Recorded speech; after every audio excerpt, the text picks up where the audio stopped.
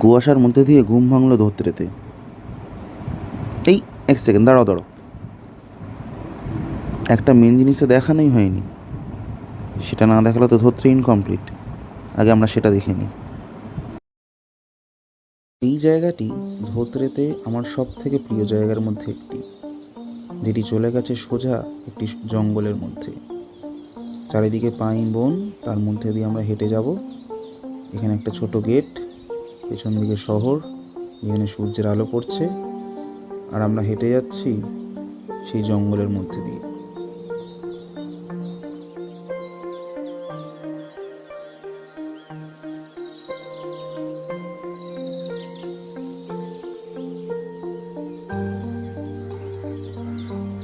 জঙ্গলটা একদমই নিস্তব্ধ, শান্ত এবং চারদিক থেকে ঠান্ডা হাওয়া দিচ্ছিল।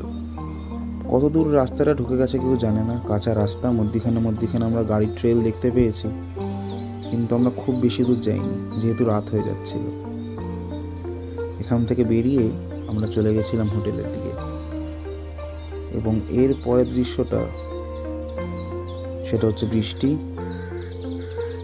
খাওয়া দাওয়া এবং ঘুম। এখান থেকে আমরা বেরোলাম পরের দিন সকালবেলা।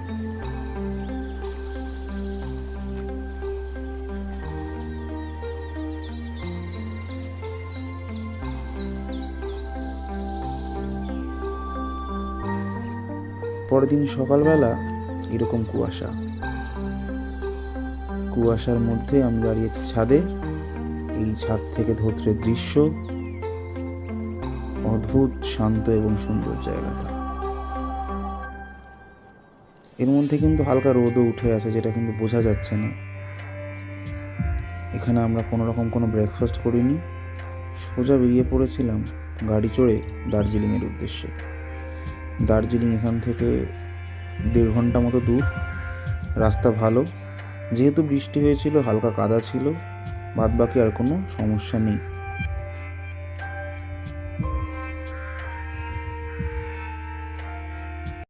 কুয়াশার মধ্যে দিয়ে যাচ্ছি, বাবা কিচ্ছু দেখা যাচ্ছে না, পুরো আন্ধেরা কায়াম হয়ে আছে পুরো একদম। দিন না রাত, সকাল না বিকেল, কিচ্ছু বুঝতে পারছি না। সকাল বিকেল চার গাড়িও দিক থেকে আসছে কিনা বুঝতে, গাড়ির বনেট অব্দি দেখা যাচ্ছে না ঠিক করে। ওই দেখ বাবা, ওই দেখো ঘোষ রাইডার ঢুকছে, ল্যাম্প জ্বালিয়ে ঢুকছে, ঘোষ রাইডার ঢুকছে দিক থেকে। বাবা রে, পার্টিসান বোঝা ইজাই না রে বাবা। এর মধ্যে ভিএলসি প্লেয়ারের সব এগুলো বসিয়ে রেখে দিয়েছে। এন রানী, বিল্লো রানী, এদের বাঁদিকে আবার এটা কি যাচ্ছি না, শুধু দাগ। এটা রেল লাইন, ট্রেন লাইন, মধ্যখানে দাগ। বাবা, তার মধ্যে বাইপারে জল নেই। অদ্ভুত অ্যাডভেঞ্চারের মধ্যে দিয়ে আমরা যাচ্ছি।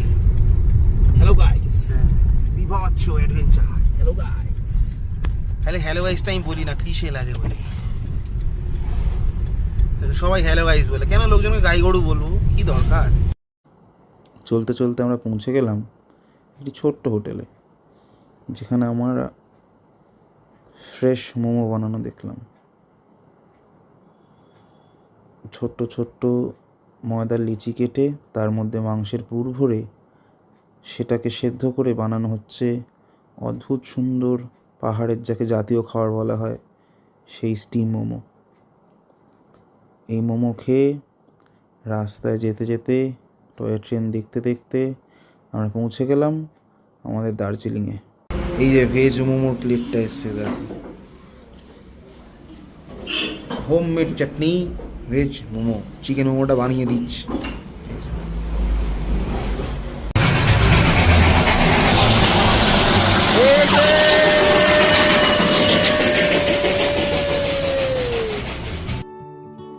দার্জিলিংয়ের hotel peak to peaks, number আমি ডেসক্রিপশন বক্সে দিয়ে দেবো। ছোট্ট হোটেল, ম্যাল থেকে খুব একটা দূরে নয়। কেভেন্টার্স থেকে বাঁ দিক দিয়ে নিচে নেমে আপনার মহাকাল হোটেলের একটু পাশেই।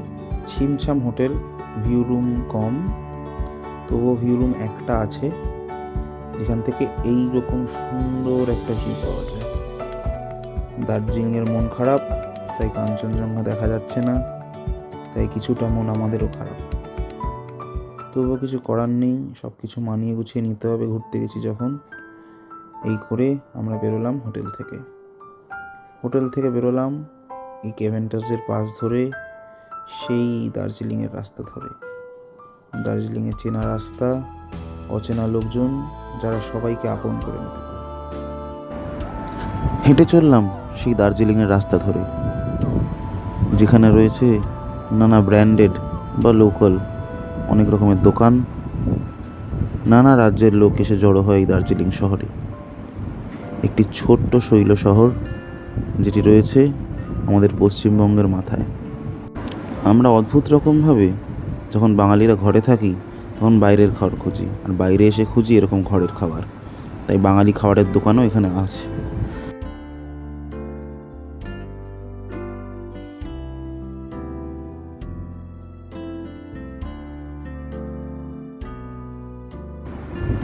নানাবিধ জিনিসপত্র বিক্রি হচ্ছে, ঘর সাজানোর জিনিস, ওষুধ, সুভেনিরস, জ্যাকেট, লোকাল তিব্বতি জামা কাপড়। তার মধ্যে হেঁটে চলেছে লোকজন। সবার উদ্দেশ্য আলাদা, কেউ এসছে রোজগার করতে, কেউ এসছে ঘুরতে, কেউ এখানকার লোকাল। সবার এই একটাই রাস্তা, যেখানে ট্যুরিস্টও রয়েছে, লোকাল লোকজনও রয়েছে এরকম পুরনো প্রচুর দোকান, যারা নিজেদের বাঁচিয়ে রাখার জন্য তাদের ব্যবসার গতিবিধিটা পাল্টেছে। তার মধ্যে থেকে আরেকটি পুরনো দোকান যাকে সবাই চেনে, বা যেখানে সবাই খাক বা না খাক এসে এইখানটা একটা ছবি তোলে, সেটা হচ্ছে গ্ল্যানারিস হোপ। এই কথাটা নানা মানুষের জীবনে নানাভাবে প্রভাব ফেলে। এই কথাটি না থাকলে হয়তো মানুষজনই বেঁচে থাকতো না।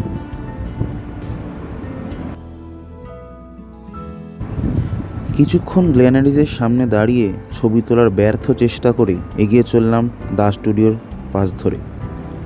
দাস স্টুডিও দেখে ভাবেন লোকে অনেক বাঙালির দোকান, কিন্তু এটি তৈরি করেছিলেন 1927 সালে ঠাকুরদাস প্রধান নামে একজন ব্যক্তি। এটি দার্জিলিংয়ের প্রথম ফটো স্টুডিও। এখানে প্রচুর খেলনা দেখলাম, অনেক ছবি রাখা দেখলাম যেগুলো বহুদিন আগেকার তোলা। একটা ছোট রেলগাড়ির ইঞ্জিন রাখা থাকতো এই শোকেসে, যেটা হয়তো বিক্রি হয়ে গেছে বা এখান থেকে এরা সরিয়ে নিয়েছেন। যত এগোচ্ছি দেখতে পাচ্ছি প্রচুর নতুন দোকান খুলেছে, যা 1 বছর আগেও এখানে ছিল না। যেতে যেতে দেখলাম একজন লোকাল শিল্পী তার বাদ্যযন্ত্রটিকে এখানে নিয়ে লোকজনকে এটি বাজিয়ে শোনাচ্ছেন বা রোজগার করার চেষ্টা করছেন।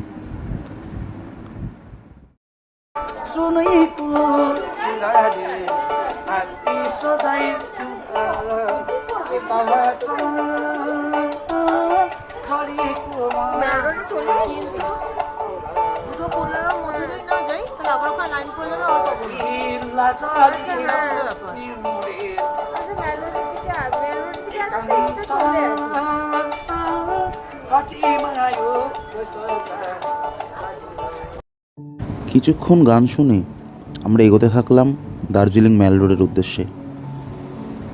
যেতে যেতে চোখে পড়ল সামনে প্রচুর জামা কাপড়ের দোকান, যেখানে নাকি সারা বছর বাম্পার ডিসকাউন্ট চলে।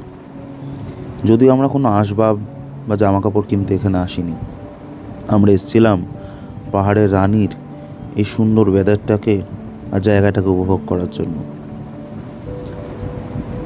এখান থেকে হাঁটতে থাকলাম, যেতে যেতে বাঁদিকে চা কফির দোকান, লোকাল স্পোর্টসের জিনিসপত্রের দোকান, লন্ড্রি, এবং বাঁদিকে সেই কুখ্যাত পাইন রিচ হোটেল, আর ডান দিকে রয়েছে ওল্ড বেলভিউ। হাঁটতে হাঁটতে পৌঁছে গেলাম ফিয়েস্তার ধারে। এটি একটি পুরনো ক্যাফে যেটা দার্জিলিংয়ের ম্যাল রোডে অবস্থিত। এটির পাশেই দার্জিলিংয়ের ফোয়ারা, এবং এখান থেকে ঘুরে বাঁদিয়ে গেলেই দার্জিলিংয়ের সেই যাকে বলা হয় ম্যাল রোড বা মল রোড। এখানে যান্ত্রিক যানবাহন চলাচল নিষেধ। এখানে একমাত্র ঘোড়াই ভরসা, যদিও ঘোড়াটা এখানে লোকাল লোকজনরা চড়ে না, ট্যুরিস্টদের জন্য এটা রাখা। দার্জিলিং ম্যাল রোডেই বিখ্যাত 4টি পুরনো দোকান এবং রয়েছে সেই শ্যালেট হোটেল। শ্যালেট হোটেলের এটা একটা এন্ট্রেন্স, আরেকটা এন্ট্রেন্স আছে পেছন দিক দিয়ে।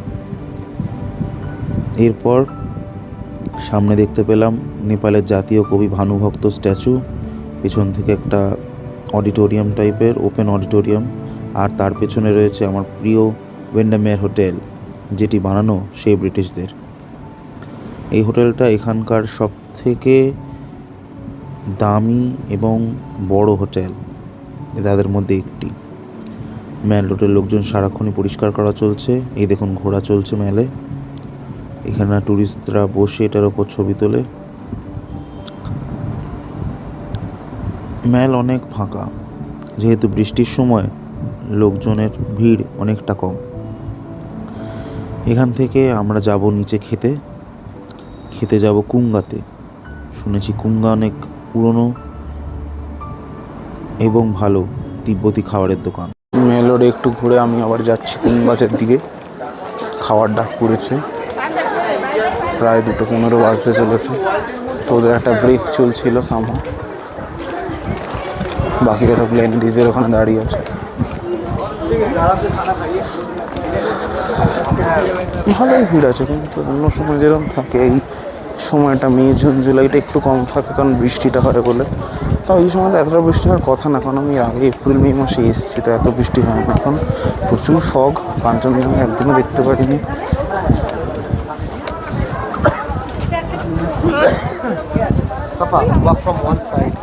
প্রচুর জামা কাপড়। Hey, Bonquist? Big fan.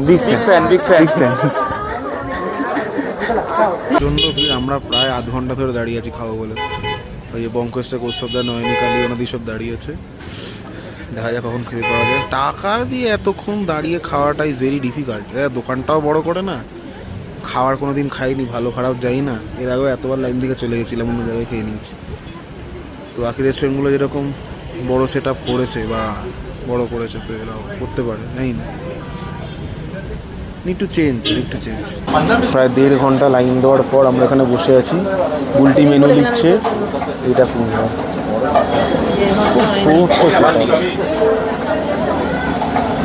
Cash counter only cash. প্রায় 1.5 ঘন্টা অপেক্ষা করে খাবারের মেনু লিখে জমা দেওয়ার পর এসেছিল এই গ্লাস নুডলসটা, যেটা ছিল এগ আর চিকেন দিয়ে তৈরি, খেতে খুব সুন্দর। এর সাথে আমরা নিয়েছিলাম এই গার্লিক চিকেন, ফ্রাইড রাইস আর চিলি চিকেনটা। মোটামুটি খেতে গ্লাস নুডলসটা ওয়াজ বেস্ট। এর সাথে নিয়েছিলাম এই চিজ মোমোটা, এটা খেতে খুব ভালো। এরপর আমরা চলে গেলাম হোটেলে। হোটেলের বারান্দা থেকে এইরকম একটা সানসেট দেখা যায়। এখান থেকে কাঞ্চনজঙ্ঘাও দেখা যায় যদি আকাশের মন খারাপ না থাকে। হোটেলটা ছোট হলেও ছিমছাম, লোকজনের ব্যবহার ভালো এবং সুন্দর। বৃষ্টির জন্য আমরা অন্য রূপে দার্জিলিং দেখেছিলাম, যেটা স্বাভাবিক পাহাড়ি ওয়েদারের ন্যায় আলাদা।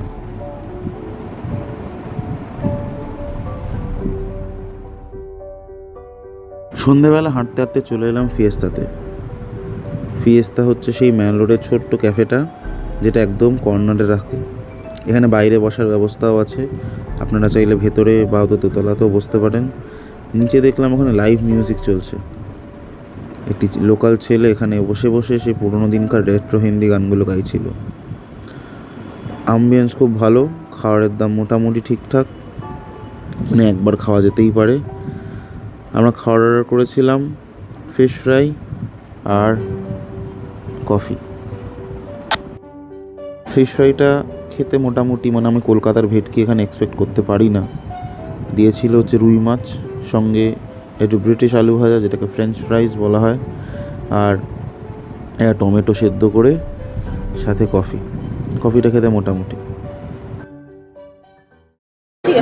ফিয়েস্তাতে স্ন্যাক্স খেয়ে আমরা বেরিয়ে পড়েছি। ম্যাল রোড, এই দোকানগুলো সব বন্ধ হয়ে গেছে, লোকজন ঘোরাঘুরি করছে, ভিড় আছে হালকা হালকা, একটু বৃষ্টি হচ্ছিল, লোকজন বেরোয়নি। বৃষ্টি থামার পর এখন ভিড়টা বেড়েছে। এইদিকে উইন্ডামের hotel, one of my favourite British colonial hotel.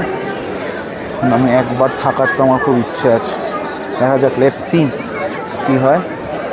দারুণ প্লেজেন্ট ওয়েদার এখন, ঠান্ডা কম, কিন্তু হালকা জ্যাকেট পরতে হচ্ছে। আর হাওয়া কম, হাওয়া নেই, হাওয়ার ওটাই মেন। দার্জিলিংয়ের ঠান্ডা এটা একটা অদ্ভুত একটা, এখানে জলীয় ঠান্ডা হয়, যার জন্য সর্দি কাশি লাগার বিশাল চান্স। তো তার জন্য সবাই একটু প্রোটেকশান নিয়ে এইদিকে পেছন দিকে যতগুলো দোকান ছিল মহাকাল মার্কেটের দিকে সব খুলে দিয়েছে। সব এখন গিয়ে বসেছে ভানুভবনের ওদিকে, ওই ব্লকেরটাতে। ওইখানে একটা অডিটোরিয়াম টাইপের করা, ওখানে লোকজন নাচ টাচ করে, ছোটোখাটো ফাংশন হয় লোকাল। আর এইটা বিন্ডেমের হোটেলের ব্যালকানিটা, আর ওটা সব থেকে দামি রুম বিন্ডেমের হোটেলে।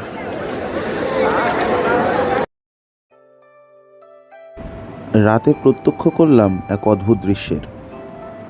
অদ্ভুত কেন? কারণ রাত 11:30টার সময় ম্যাল পুরো ফাঁকা। যে জায়গাটার 1 ঘন্টা আগেও লোকে গম গম করছিল, ঠিক 11টা বেজে যাওয়ার পর জায়গাটা পুরো ফাঁকা, একদম নিশুতি। আমরা কোনো রকমের খাবার কিনে হেঁটে বেরোতে থাকলাম হোটেলের দিকে।